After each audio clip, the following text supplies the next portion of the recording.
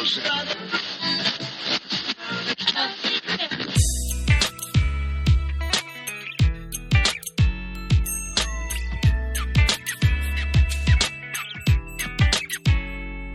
everybody, and welcome to the Pre-Accident Podcast. I'm Todd Conklin, your host for today, and probably the next one, and maybe the one after that, and maybe the one after that. So today's kind of a big day, because today we're going to go and talk the second part of the conversation I had with Bob Edwards. And this part of the conversation is probably the most interesting part of the conversation. The first interview was great. I mean, the first conversation was amazing, so I'm not dogging it. But this one, Bob specifically talks about sort of his forte in Safety 2, and that is operational learning. And specifically what he talks about is creating these learning teams. And he's done hundreds and hundreds and hundreds of them. And he'll talk about that. In fact, what he's going to talk about is how empowering and engaging it is to bring workers in early on in problem identification, problem discovery, and problem solution. And he talks about all three quite differently. I'll let him explain that as we proceed on through the podcast. It's been a good week for me, back from a big international trip and actually getting ready to go on another one. I've got to swoop up north this week and hang out with my Canadian brethren, but that'll be fun as well. And spring is in the air. Santa Fe is looking amazing. The airports are crazy. And now we've switched from snow and ice to thunderstorms. And holy crap, are we getting some thunderstorms. That's been remarkable as well. Other than that, all is well. Life is good, and I hope yours is as well. Lots of interesting conversations on upcoming podcasts that I'm sure you'll want to hear lots more about. A bunch of people have requested, certainly shown interest in being a part of these podcasts, and that is great. If you think you've got something to say, I'd love to hear from you as well. It would be even better if you were a part of this conversation. But for now, let's delay not much longer, and let's talk to Bob Edwards. And he's going to talk about learning teams. If you don't know about these, you're going to want to know about these, because this is a remarkable way to actually put some wheels on the new view. This is probably one of the initial first, most powerful and most empowering first steps you can do in moving your organization to the new view, and they work great. So without any further ado, listen carefully, because the audio is a bit soft on this one, so you'll have to test your hearing, but I'll see if I can pump it up. Here is Bob Edwards and learning teams. That's how that works. So hopcoach.net. Yeah. Right? Yep. HopCoach.net. Okay, that sounds good. All right, so now we get to talk about learning teams. So we talked a little bit about your background in theory last time. Now let's talk about the process of learning teams. Because to a great extent, you've really developed a ton of this stuff. And because you've done it a bunch of times with a bunch of different companies. I mean, you've worked with lots of different companies besides GE. Although That's GE correct. is like working in lots of different companies. Right.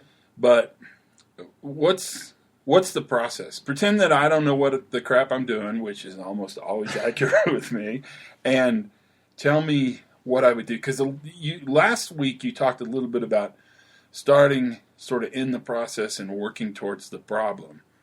You know, that's very contrary to what safety people will have been taught or have thought. I mean, we almost always start at the problem and then seek from the problem, backwards. We seek out into the process. So take us through. Start where you think we should start. Okay. And then, I guess end where you think we should end.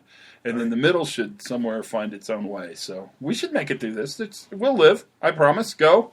Yeah, so when we think about this notion of operational learning or a learning team, it takes a little bit of time. Not a lot of time, but it does if you bring the right people together. So I'll say this from the beginning.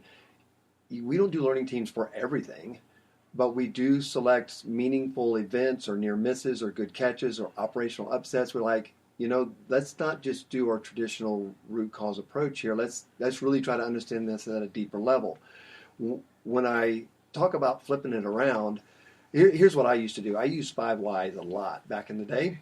Well, 4 years ago. Okay. So 5 Whys. A lot of people that are listening to this are in love with 5 Whys. I was too. It was perfect and they think that 5 Whys is really, it really drives you deeper into the problem. Because you ask why 5 times, Yeah, you're getting keep going those until you get to the whys. root cause. Right. And what it caused me to do was think super linear, sort of like there was this direct path to failure.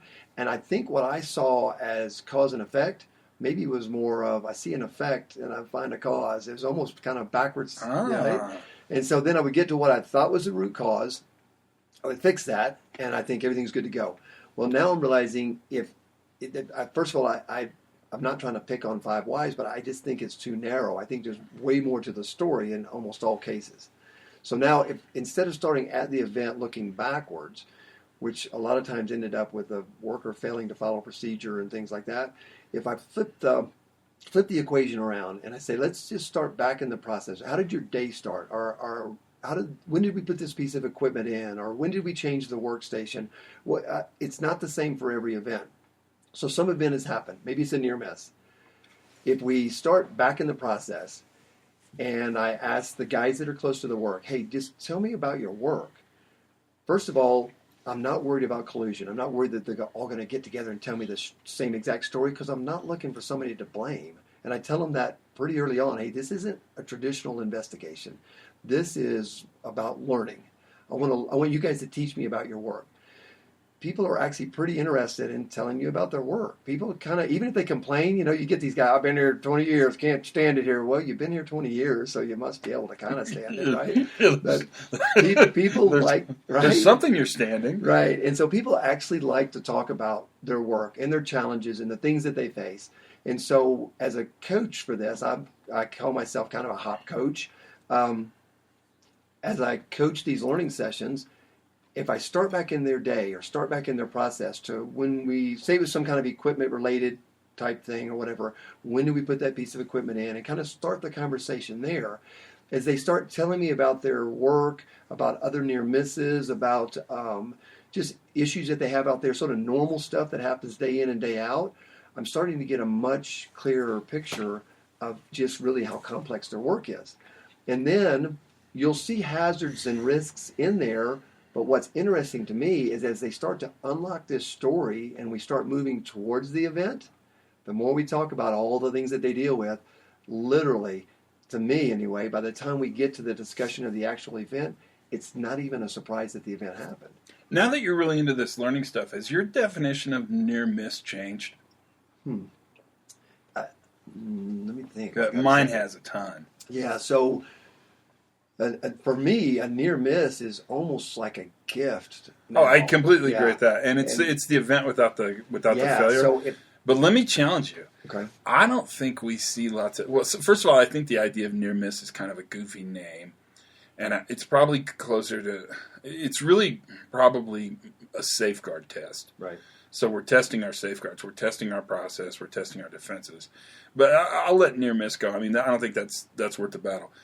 I wonder how many predictive near misses we have versus how many events we have where our systems actually stop the event before the consequence happens.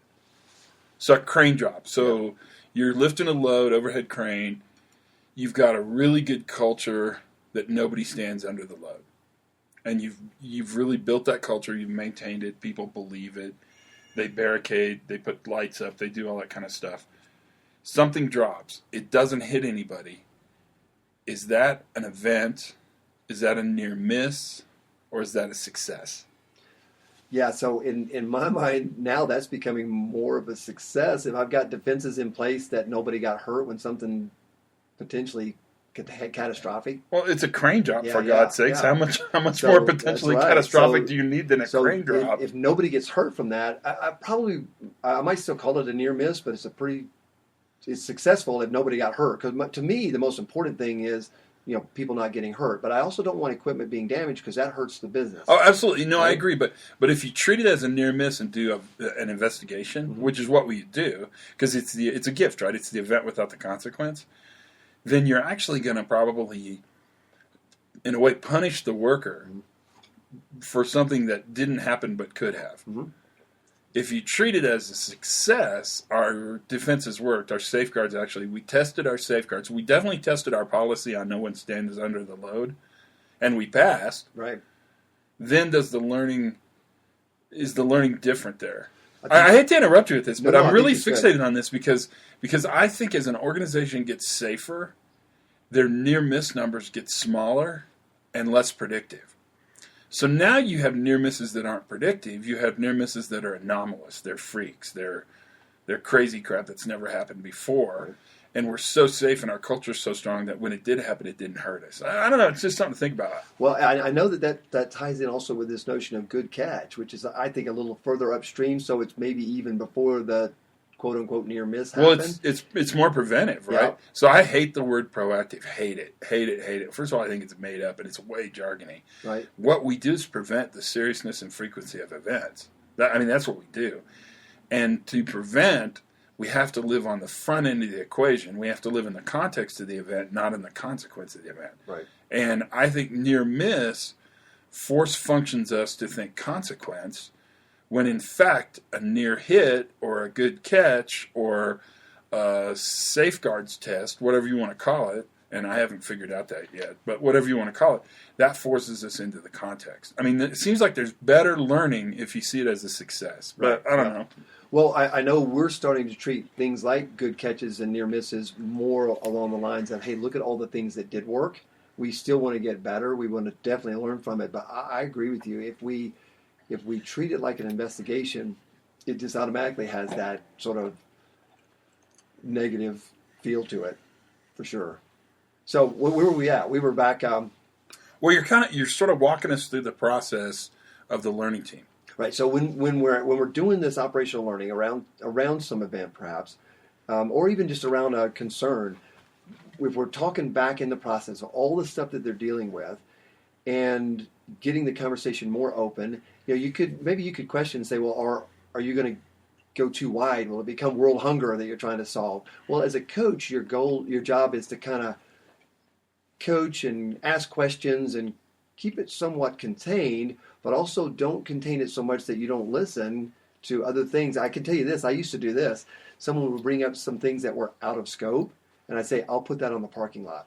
I'll write that down. It'll be on the parking lot. I don't remember having any parking lot meetings to talk about all the stuff that goes in the right. Now I'm like, well, tell me about it. You've had other near misses out there. Tell me about them. We all know that near misses happen that don't get reported. Oh, of course. So now, well, and sometimes they don't get. Sometimes you don't even know it's a near miss, right? Yeah, I mean, exactly. you don't know. It's not that you're hiding information from management. Right. You just don't even know. It's just you don't know that you almost died or almost hurt yourself. Yeah, and so now we're getting a more open conversation. So when people bring these things up, what's interesting to me is sometimes we'll surface some things that may even need more attention than the event or near miss that happened that brought us together to begin with. So here's another thing that I see that happens as we talk about all this stuff: production pressure and flawed assumptions and system weaknesses and system strengths and things that worked well and things that didn't work. And we just really open this conversation up. It gives us a much more holistic look at what this whole event, what it took for this whole event to come together and to actually happen. So now, as you're explaining that story, so I use flip charts when I do this. So as people are teaching me and I'm learning, it's not any kind of a legal thing. I'm not like writing down, well, then Todd told me this, and then Bill said this, and then Sam. I don't even write down people's names. They just are teaching me about their work. I'm writing it down, validating what they're teaching me in the first session. So I do this. You taught this to me, but the first session was about an hour long with the guys close to the event that really know the work. And I'm just in learning mode. I don't let them solve anything. Now you may say, well, that's silly because aren't you coming together to fix stuff? Well, not yet. Matter of fact, we've already propped it up. So it's not leaking anymore or whatever. We fixed that immediately. We do that just naturally. Now I want to learn and I want to be deliberate about learning. So I don't let them, you could bring me the cure for cancer in that first session and I won't write it down. Right? I'm gonna bring it back tomorrow. We'll talk about it. But right now I want to just keep us in learning mode. And what I find, and as I teach people how to do this, other coaches, they're like, okay, we'll do that. And then they'll come back to me later and go, that was harder than I thought. Because even the workers that come into the session, they'll come in saying things like, oh, I know what we need to do. Well, wait, hold on, not yet. Let's make sure we learn. So we take a first session of about an hour long, totally in learning mode. Why only an hour? Is that enough? Too much? Too little? So occasionally it takes a little longer. Sometimes it takes 45 minutes. But as a coach, you kind of get a feel for. I mean, for one thing, my hand gets tired for writing. Right? Yeah. Flip chart. But in reality, an hour is actually a pretty good amount of time if you have people close to the work and close to the event. They can teach you a ton of stuff in an hour. And then we give them soak time, right? And I don't know where you originally came up with that, but it's brilliant. I mean, it is. Soak time is that notion of let your brain kind of work this stuff out. So we try to do it overnight at least. If you can't, like if it's a place where you can only bring the workers together to look at this event today, and so we'll give them the lunch period. But really it works best if you give them overnight. I don't let it go too far, but give them overnight. Then bring them back together in that next session for 1 hour again or thereabouts, and start it. Here's how I start out the second session. I start it with a little review. I have the flip charts up on the wall. I'm like, okay, guys, this is what you taught me yesterday, or when we were together last. As I explain it back to them, it does a couple of things. First of all, it validates that what they said to me was meaningful. It also shows whether I listened good, because if I don't get something right, they'll tell me, no, that's not what we meant by that. What we were saying is, so I make some corrections if needed. And then it still keeps us in learning mode. Now, I've done hundreds of these, so I can tell you this has never failed me. I'll ask them this question. After I've done a little review, I'll say, did anybody think of anything else since yesterday? Never fails me. At least one person will say, I was driving home and I thought about, or I remembered that we also, and when they do that, you know what just happens with our operational intelligence?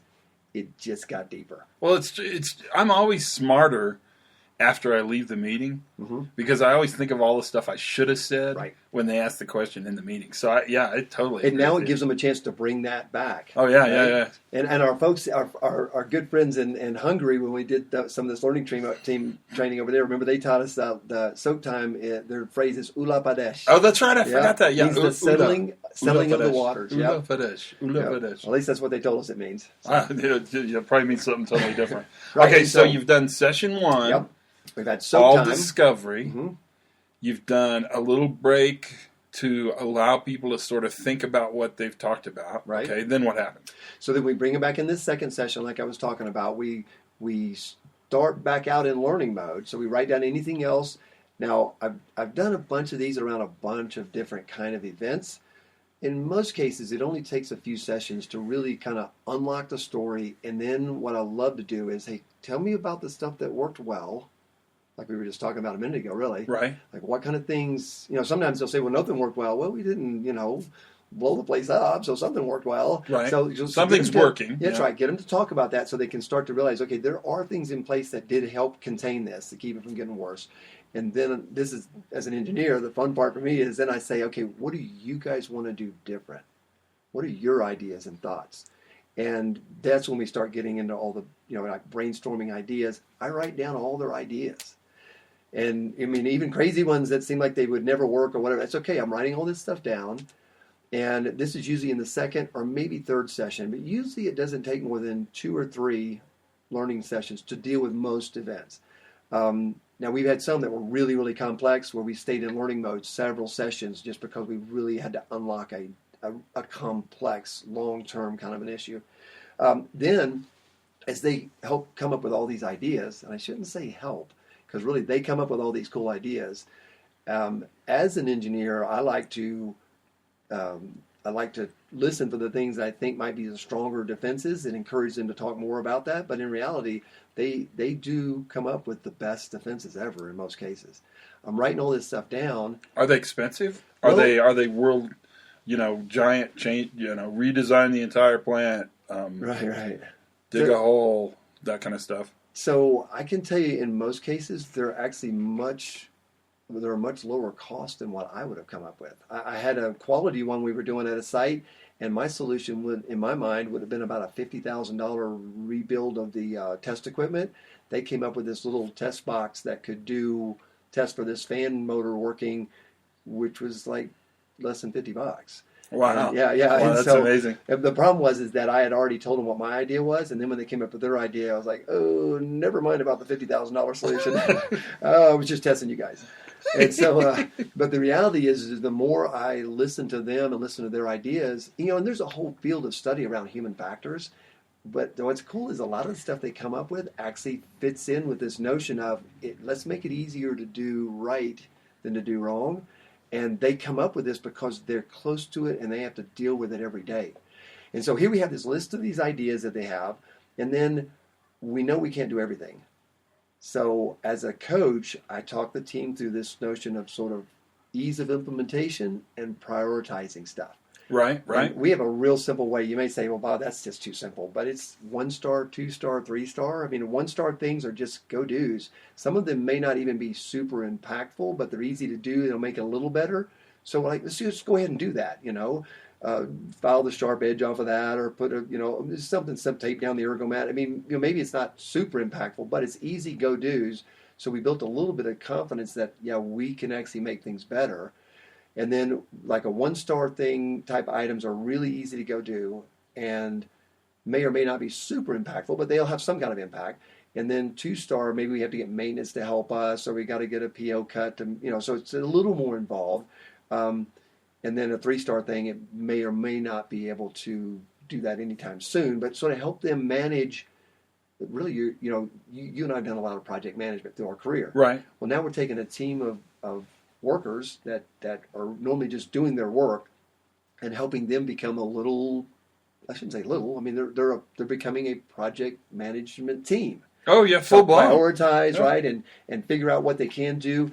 And what's really interesting to me is if they come up with a solution, and maybe it does cost a little bit of money, I have a really compelling, I can show the error trap that they identified, I can show the issues and concerns that they have, I can show the solution set that they came up with. So as a coach, I can be their advocate and say, here's what the team really wants to do, and here's how much it'll cost. I stand a better chance of actually getting the funding than if I just say, oh yeah, for example, for crane safety, I need $30,000 to make things better. Well, generally speaking, they review the budget and they give me $15,000, right? They cut it in half and give it back. So, but now I'm not just asking for some plug number. I have really good, compelling data and a really compelling story to ask for some funding to help with the solution set. What's the work product look like? What's the outcome look like? Is it a form? Is it a web page? Is it a report? So it's different. It's different. So we have created different ways of kind of presenting what the team has done. I think it's really, you taught me this too early on, you got to tell the stories.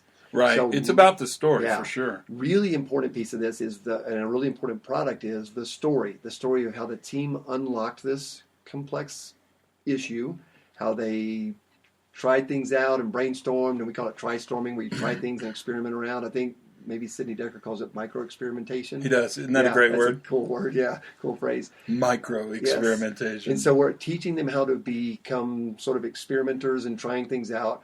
And so we want to tell that story and show the defenses that they put in place and show that they went way beyond sort of some of our typical counseled and retrained employee kind of solutions that we've seen a lot of in our careers, right? So we want to tell those stories, and then the actual product that makes that particular event better is the solutions that they put in place. Standardized remote controls for cranes or whatever, a better way of parking knuckle booms, better traffic flow through an intersection. I mean, the work product is the solution set. And the workers have to have that voice, right? Because what I see, and you tell me if I'm wrong on this, but when they first start doing learning teams, they include workers. But quite honestly, the hardest person to have access to time for in the entire facility is the hourly guy out on the production line. Yep. The guy out in the field. Yep. They're the hardest person to pull off the line. And so what happens is, I've seen this happen over and over again, where they'll stop using workers and they'll still do learning teams, but they'll be all admin people, right, that you can walk down the hallway and get 3 engineers and 2 safety guys and a supervisor, stick them in a room and say, solve the problem. Why doesn't that work? Well, so people have even asked me that. Where have you seen this not work well? And one of the sites that struggled with this a lot was doing that. They would bring their sort of leaders and managers together and maybe bring in one employee I mean, think about that. You got 5 or 6 managers and 1 employee, and you're going to solve a problem that's an operational problem. Oh, the sad thing is it happens all the time. Right. And they think, it kind of pisses me off too, because they think they're doing it right, and they think that they're giving the employee sort of their just voice. Right. I mean, in a way, Bob, what you do really well is give the voice back to the worker. And so the worker has representation in problem identification, problem discovery, and problem solution. I mean, so if they're not in the room, or if there's only one in the room and they're incredibly outnumbered by management, Right.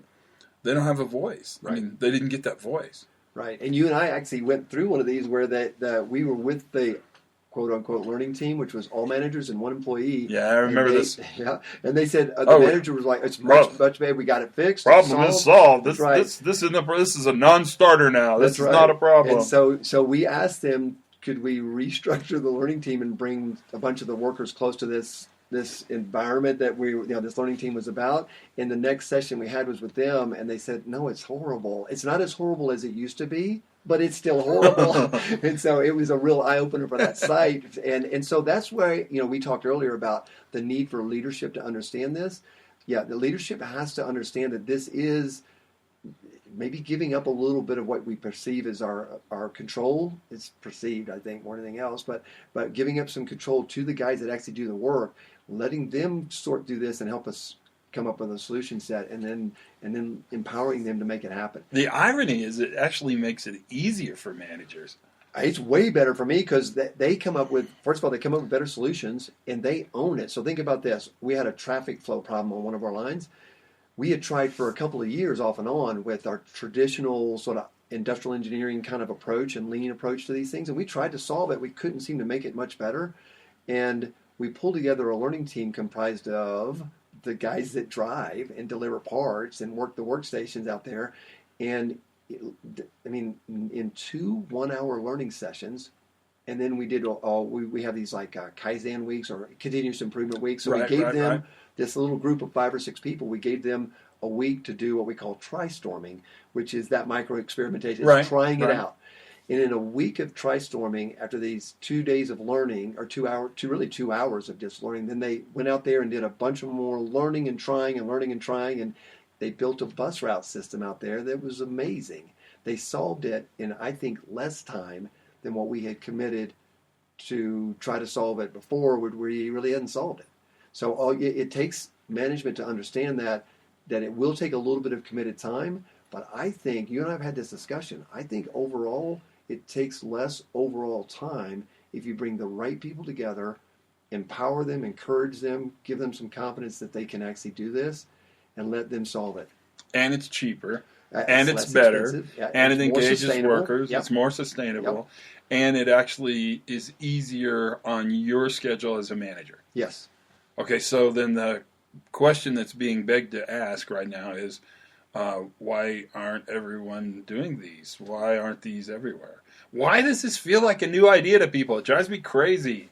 I think it's just because a lot of what we've done in the past made sense. I mean, if I'm a manager and I'm paid to be a manager, I think I'm paid to make decisions. Yeah, don't you think it's Taylorism? Don't you think it's that fundamentally, and this should really drive people crazy, but fundamentally, don't you think it's the fact that we believe managers are smarter than workers, or workers are defective managers, or something somehow? Yeah, but I think that's kind of culturally where we're at across the globe. It certainly is true in Western organizations. Yeah, so the planner's smarter than the worker, but it's just simply not true. Now, the planner knows stuff that the worker doesn't know, but the guy that does the work also knows stuff that the planner doesn't know. Right, that's fair. So I think what we're seeing with this is that we need to break this notion of, and we call it Taylorism, right? Yeah, it is. Sorry to Frederick Taylor, but sorry, he kind of kicked us off. Yeah, so it's his fault. That's right. He's dead, so he doesn't care, and he never listens to podcasts. Right. Never. And so when we break this notion that the planner's smarter than the worker, and we realize, hey, we'll actually have better work if we have the guys close to it help us develop the plan. I mean, I've seen better procedures written. The best lockout tagout I've ever seen was written by the maintenance guys and the fab techs that actually do this stuff. Now, I helped lay it out in a nice format, so don't get rid of me. You still need me.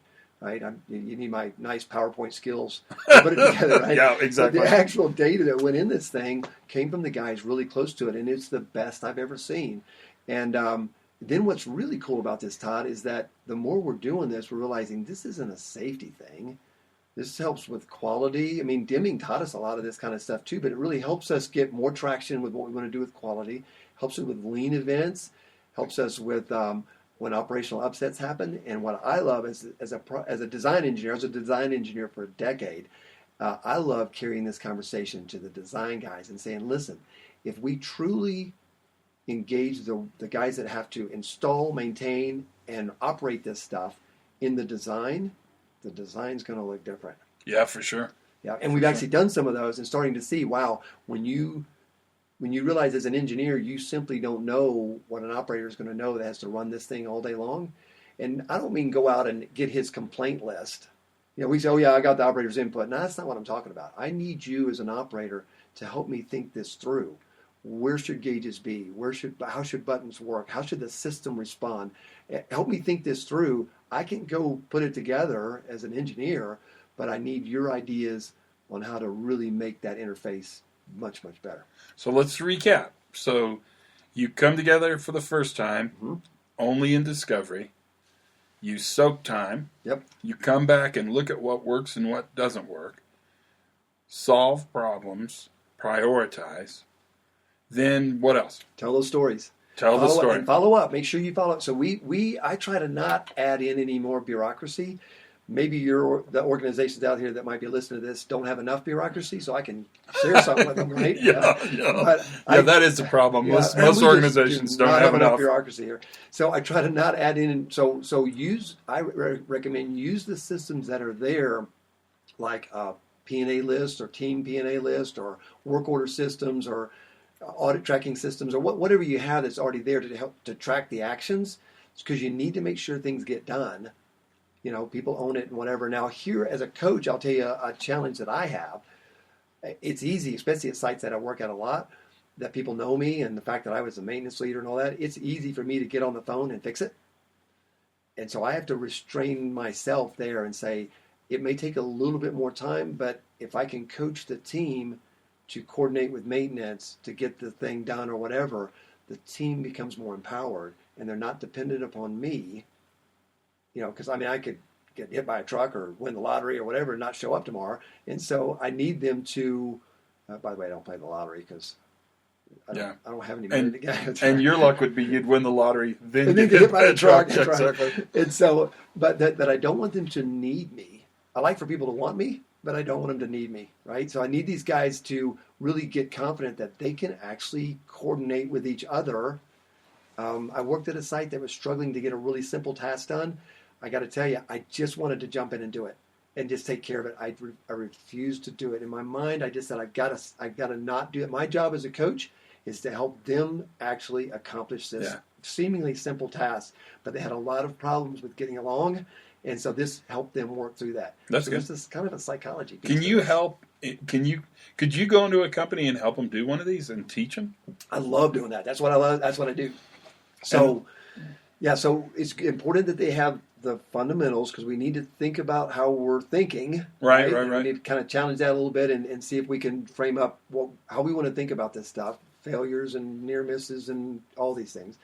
And then pretty quickly let's do one. And for me, I don't even care what it is. It could be a quality event. It could be a near miss. It could be a safety event. It could be an employee concern. Let's pick something and let's do this operational learning with the guys close to the work, get their thoughts about how to make this better and let them try to really help us make this better, and then just see if it actually works. How do they contact you? Hopcoach.net. That's me. Hopcoach.net. Yeah, so it's HOP coach, all one word, .net. And my contact information is there.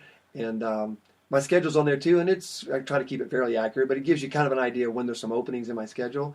And love to come help people out getting this going. And remember, the goal is to build in the capacity at the site so that they don't need me anymore. They can just get this going and carry it forward. So we really do look for people that want to be coaches, that want to get on board, and they'll co-coach, if you will. They'll be right there with me, and I'll show them how we do this.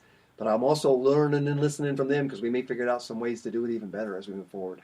Probably will, right? You think we got it?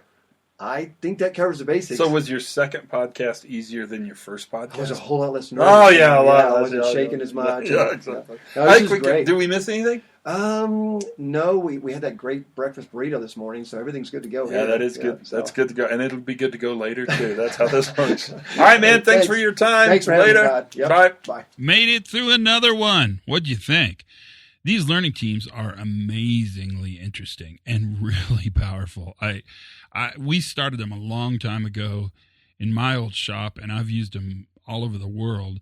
Bob has kind of taken them to the next level, and he's really had some benefits from them. Actually, his organizations that he's working with has really had some benefits. And the surprising thing is the results you learn are almost never the results you go in to learn. And there are really some interesting discoveries. And learning's pretty messy. And that's okay. Learning can be messy because it's important. We try to keep the learning process simple because the answers oftentimes are somewhat complicated. So you've got a messy process that involves learning, discovering, and fixing, and it sort of moves on from there. That's the podcast. I hope you like it. We can certainly do more with Bob. He's always available. He's someone you ought to think about talking to for your company, too. He's really an interesting cat. That's for sure. This has been fun, and as always, I can't thank you enough for listening. The numbers are just remarkable. I mean, it's so much more than I imagined it would be, and it's pretty fun to do these for you. The discipline it takes is I'm learning some new skills here, that's for sure. As always, learn something every day. Have a great time, and for goodness sakes, be safe.